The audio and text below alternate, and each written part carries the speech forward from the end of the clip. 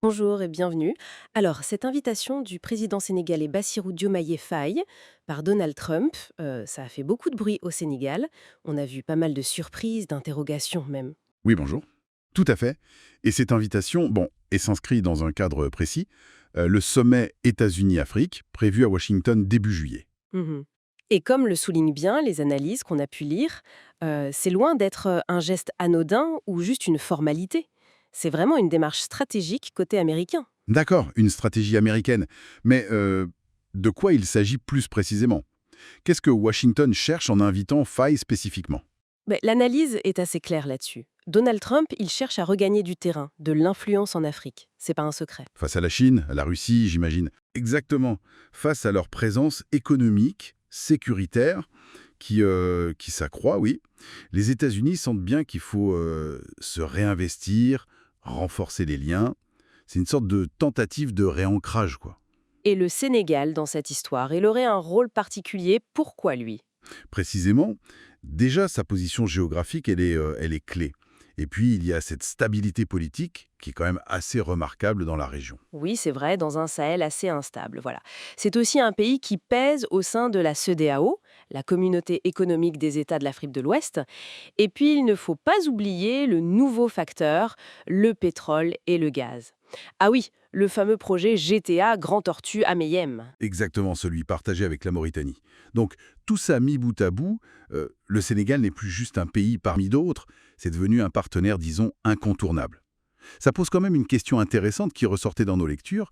Comment on fait le lien entre cette invitation et la ligne souverainiste très affichée par le nouveau pouvoir sénégalais? On pense notamment au Premier ministre Ousmane Sonko. Ouais, c'est une question légitime. On se souvient de certaines réactions passées, l'affaire des visas refusés aux basketteuses par exemple. Tout à fait. Mais justement, l'analyse fait bien la distinction. Il y a d'un côté l'indignation qui peut être tout à fait justifiée face à ce qui est perçu comme un manque de respect, et de l'autre, la nécessité pragmatique du dialogue diplomatique. Hmm. Détendre sa souveraineté, affirmer une rupture, ça ne veut pas dire refuser toute interaction ou couper les ponts. La diplomatie, ça demande de discuter, idéalement sur une base de respect mutuel, bien sûr. Donc, même avec un discours de rupture, la réelle politique, elle s'impose un peu, hein. On peut dire ça. D'ailleurs, certains analystes suggèrent même que Trump n'avait pas vraiment le choix. Ne pas inviter Favor, ça aurait créé des problèmes, des incohérences pour son sommet. Ah oui, hein. Quelles incohérences, par exemple? Bah, imaginez, on parle de l'avenir de l'Afrique francophone. Sans le Sénégal, c'est compliqué. Effectivement. On aborde la sécurité au Sahel sans un pays frontalier clé comme le Sénégal, voisin du Mali, de la Mauritanie. Difficile aussi. Et puis, comment parler sérieusement de stratégie gazière sans inviter le co-détenteur d'un projet majeur comme GTA? Vu comme ça. Voilà. Surtout que les présidents du Libéria, du Gabon, de Guinée-Bissau, de Mauritanie sont invités. Donc, Faye, il complète logiquement ce groupe. On comprend mieux pourquoi c'était difficile de l'ignorer. Et ce Sénégal d'aujourd'hui, comment il est perçu justement dans cette nouvelle dynamique? Les sources le décrivent un peu comme un pays à la croisée des chemins.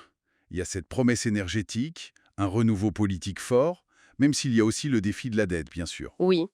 C'est un pays jeune, un président élu sur une vraie volonté de changement, quelqu'un qui sortait de prison, ne l'oublions pas. Le discours est ferme sur les principes, souveraineté, respect, mais il y a aussi une main tendue pour coopérer internationalement. Ce qui doit créer un contraste assez intéressant avec l'approche de Trump qu'on décrit souvent comme plus directe, basée sur la puissance, les intérêts américains avant tout. Absolument. On a d'un côté Washington qui veut clairement restaurer son influence, reprendre la main, et de l'autre Dakar qui affirme sa souveraineté, mais qui cherche aussi à diversifier ses partenaires. Mais attention, sur des bases nouvelles, plus équilibrées. C'est le terme qui revient. Donc le besoin de se parler est mutuel, mais les objectifs ne sont pas forcément les mêmes. C'est exactement ça. Le besoin est partagé, mais les agendas diffèrent. Et cette capacité du Sénégal à, disons, jongler entre les partenaires, parler à Pékin sans fâcher Washington, par exemple, c'est quelque chose qui est relevé aussi, une certaine flexibilité. Oui, tout à fait. Les analyses soulignent cette capacité à maintenir le dialogue avec différents acteurs, sans forcément s'aligner de manière automatique. Une diplomatie qui essaye de se baser sur ses propres intérêts, ses principes. On parle d'une approche de hauteur, pour éviter les réactions épidermiques, l'humeur du moment. Donc pour résumer un peu, cette invitation qui a tant fait parler, au fond, elle est moins une affaire de personnes que de nécessité stratégique. Des intérêts qui, d'une certaine manière, convergent. C'est ça. Le Sénégal est devenu un partenaire que les États-Unis ne peuvent tout simplement pas ignorer dans leur stratégie africaine actuelle. C'est l'idée centrale qui ressort. Alors, justement, pour terminer et ouvrir un peu la réflexion, si cette rencontre se concrétise, on a compris les objectifs de chacun. Reprise d'influence d'un côté, diversification et affirmation de l'autre. Mais à quoi elles pourraient ressembler, concrètement, ces fameuses bases nouvelles de coopération dont on parle? Comment est-ce qu'un dialogue entre, disons, l'approche de puissance de Trump et cette quête sénégalaise de souveraineté respectueuse pourrait vraiment redéfinir les règles du jeu entre les États-Unis et un acteur africain comme le Sénégal, qui s'affirme de plus en plus? Notamment avec les États-Unis, et de l'autre, des pressions économiques internes assez fortes, surtout liées à la dette. Tout à fait. On a des sources qui analysent une invitation assez marquante de Donald Trump au président sénégalais, et puis une évaluation économique de la dette du pays. Voilà, l'idée c'est de voir un peu comment le Sénégal, dont l'importance stratégique grandit, fait face en même temps à ses défis financiers. Alors, commençons peut-être par le côté diplomatique. Le président Bassirou Diomaye Faye, il est invité par Donald Trump à Washington pour un sommet États-Unis-Afrique. Pourquoi maintenant cette invitation? Qu'est-ce que ça nous dit? Ce qui est intéressant ici, c'est le timing. Et puis, le contexte stratégique global. C'est pas juste une rencontre de routine, quoi. Ah bon? Non, ça s'inscrit vraiment dans une volonté américaine, surtout si on imagine un retour possible de Trump, de regagner de l'influence en Afrique. D'accord. Une influence qui est, faut le dire, de plus en plus contestée par la Chine, par la Russie aussi, qui sont très présentes économiquement et militairement sur le continent. Et le Sénégal dans tout ça? Il aurait un rôle particulier à jouer pour les Américains? Ah oui, absolument. Sa position géographique d'abord, c'est clé. Sa stabilité aussi. Relative, hein, mais stabilité quand même dans une région assez agitée. Mhm. Son rôle dans la CEDEAO, bien sûr. Et puis surtout son nouveau statut. Producteur de pétrole et de gaz. Ça change la donne. Ça lui donne un point nouveau. Oui, forcément. Un sommet sur la sécurité régionale sans le Sénégal, qui est voisin du Mali, de la Mauritanie. Ou une discussion sur le gaz sans le Sénégal, qui partage le grand projet GTA avec la Mauritanie, justement. D'accord. Donc voir Faye aux côtés des présidents du Libéria, du Gabon, de la Guinée-Bissau, de la Mauritanie, ça confirme ce poids. Pourtant, on lit aussi qu'il y a eu des petites frictions récemment. Je pense à cette histoire des visas refusés pour les basketteuses sénégalaises, ou la ligne très souverainiste du Premier ministre Ousmane Sonko. Ça joue pas? Si, justement, c'est ça qui est assez révélateur. Ça montre bien l'équilibre hyper délicat que le Sénégal essaie de trouver. C'est-à-dire? D'un côté, affirmer sa souveraineté, exiger le respect. C'est ce qu'a fait Ousmane Sonko en dénonçant ce qu'il voyait comme un manque de respect, de considération. Oui. Et de l'autre côté, il faut maintenir l'engagement diplomatique. C'est jugé nécessaire. Et ça, c'est la participation de Faye au sommet qui l'incarne. D'accord, donc on peut être ferme sans claquer la porte, en gros. C'est un peu ça l'idée, oui. Refuser ce qu'ils appellent les humiliations, mais sans boycotter le dialogue stratégique. Parce qu'il y a un besoin mutuel, hein. Hmm. Dakar cherche à diversifier ses partenaires, mais sur des bases nouvelles, de respect mutuel. Et Washington cherche à maintenir sa présence, voire à la restaurer. D'accord, c'est clair. Alors, si on passe maintenant à l'autre aspect, qui est très lié finalement, l'économie. Pendant que le Sénégal s'affirme sur la scène internationale, à l'intérieur, ça grince un peu à cause de la dette publique. Oui, en effet. Et ça pose une question importante.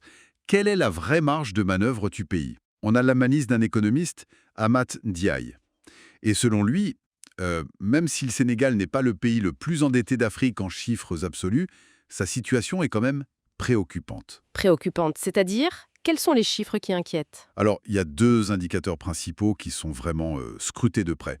Premièrement, le fameux ratio dette publique sur PIB, le produit intérieur brut. Oui. Il a atteint 119% en 2024. Ah oui, quand même. Oui, c'est beaucoup. C'est bien au-delà des seuils de prudence, hein. Le FMI recommande 60%, l'UMOA 70%. On est quasiment au double pour le FMI. Et ça vient d'où, cette accumulation? Des déficits budgétaires qui persistent année après année, et puis un accès plus difficile à des financements moins chers sur les marchés. Et le deuxième indicateur, qui est peut-être plus parlant pour le quotidien des gens, c'est le service de la dette. C'est-à-dire ce que l'État paye chaque année pour rembourser le capital et les intérêts. D'accord. Eh bien ça représente près de 26% des recettes fiscales de l'État. Un quart des impôts qui partent dans la dette. Voilà, en gros, c'est ça. Et le seuil critique, on l'estime souvent autour de 20-23%, donc on est au-dessus. Et concrètement, ça veut dire quoi pour le pays d'aise? Bah, concrètement, ça veut dire moins d'argent disponible pour tout le reste, pour financer les écoles, les hôpitaux, les routes, les investissements publics qui sont nécessaires pour la croissance future.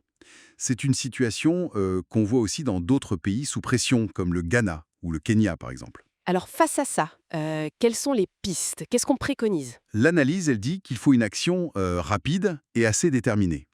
Il faudrait maîtriser ce qu'on appelle les déficits jumeaux. Les déficits jumeaux, c'est-à-dire? C'est le déficit du budget de l'État et en même temps le déficit de la balance des paiements, le déficit courant. Faut agir sur les deux. D'accord. Il faudrait aussi réformer la fiscalité pour que l'État collecte mieux les impôts. Et puis, chercher activement des financements moins chers, peut-être via un nouvel accord avec le FMI. C'est une option envisagée pour accompagner ces réformes.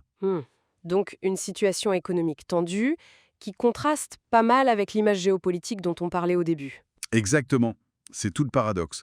Cette vulnérabilité économique face à une importance géopolitique qui, elle, est grandissante. Donc si on résume un peu, on a une image assez contrastée, oui. Un Sénégal qui gagne en influence sur la scène internationale, peut-être grâce à ses futures ressources en gaz et pétrole, et qui veut redéfinir ses partenariats. Tout en étant obligé, en même temps, de gérer une pression économique interne, qui est considérable à cause de cette dette. Arriver à jongler entre ces deux fronts, l'influence au dehors et la stabilité financière au dedans, c'est ça le grand défi. Et pour finir, peut-être une petite question qui reste en suspens. Le Sénégal affiche cette volonté de partenariat basé sur le respect mutuel, c'est très clair. Mhm. Mais est-ce que son lourd fardeau de dette en pratique ne risque pas de peser sur son pouvoir de négociation ? Surtout face à des acteurs internationaux pour qui l'économie reste quand même un levier d'influence majeur. C'est une question à méditer, non ?